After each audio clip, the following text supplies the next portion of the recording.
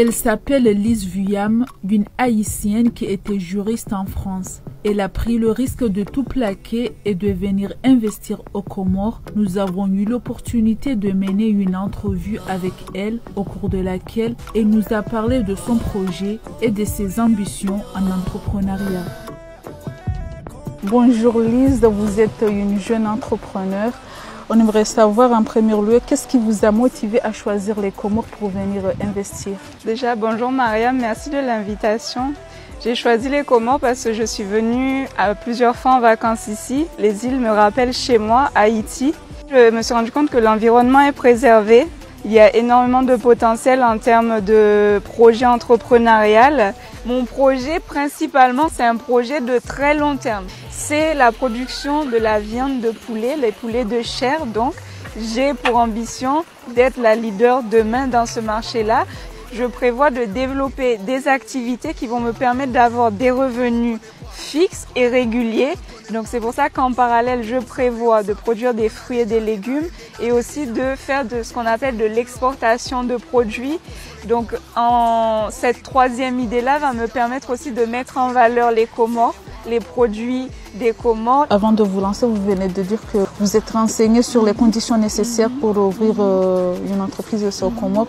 Je voulais vous demander, est-ce que ces opportunités ne sont pas trop difficiles? Alors, les opportunités en elles-mêmes, il y en a énormément, elles existent. Après, forcément, quand on est entrepreneur, on sait que le chemin ne sera jamais facile. Il y a bien sûr une lourdeur, on le sait, on est en Afrique.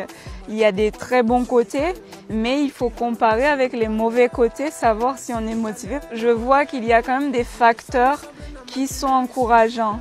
Le pays prend des initiatives, même si la plupart des gens ne s'en rendent pas compte. Mais moi qui traîne dans le réseau entrepreneurial, j'ai pu par exemple me faire former en arrivant ici, avoir un bagage complémentaire à mes formations d'avant. Investir dans l'agrobusiness demande des connaissances appropriées.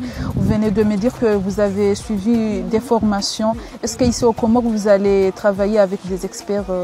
J'étais avec un ami qui lui-même, il est déjà dans le secteur de la production de la pastèque. Il a aussi un bagage autant théorique. Moi, j'ai la connaissance beaucoup théorique et j'acquiers petit à petit la pratique. J'essaie aussi beaucoup de me déplacer sur le terrain pour rencontrer des personnes qui ont plus d'expérience que moi. Ce n'est pas une honte quand on se reconvertit de ne pas avoir la connaissance pratique. Donc, j'essaie de m'entourer, d'absorber aussi ces facteurs pratiques, ces enjeux pratiques et que ces personnes-là puissent m'accompagner sur le terrain quand moi-même je vais me lancer là-dedans.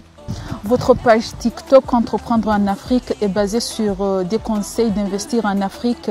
Qu'est-ce qui vous a permis de vous lancer dans cette aventure? J'ai de l'amour pour le pays dans lequel je suis venue m'investir, autant financièrement, économiquement, mais aussi personnellement.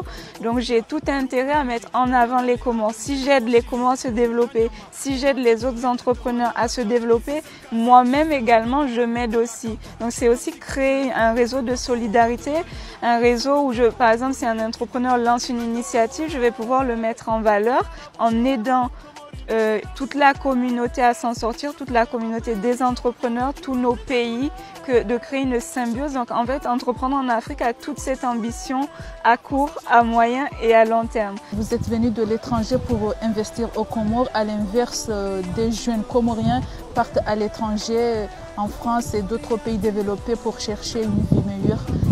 Quel conseil ou bien quel mot avez-vous à leur donner? C'est sûr qu'à l'étranger, il y a des bons côtés, mais il faut savoir que dans tout pays, il y a des bons et des mauvais côtés. C'est une fois qu'on est à l'étranger, malheureusement, qu'on se rend compte que les choses ne sont pas si faciles que ça. Il y a énormément de choses à faire ici. Par contre, il faut la volonté. Si vous n'avez pas la volonté ici, vous n'aurez pas la volonté ailleurs. Et c'est le moment de s'investir dans nos pays. Beaucoup de pays d'Afrique commencent à le comprendre et j'espère que la communauté comorienne, elle commence déjà aussi à le comprendre, mais il faut qu'on accélère parce qu'on n'a pas beaucoup de temps devant nous. Il y a énormément de pays qui s'intéressent depuis longtemps au continent africain. Et malheureusement, si on ne s'impose pas économiquement, si on n'est pas fort économiquement demain, on va toujours être les proies des autres nations. Merci beaucoup de nous avoir accordé cet entretien. Merci Marianne.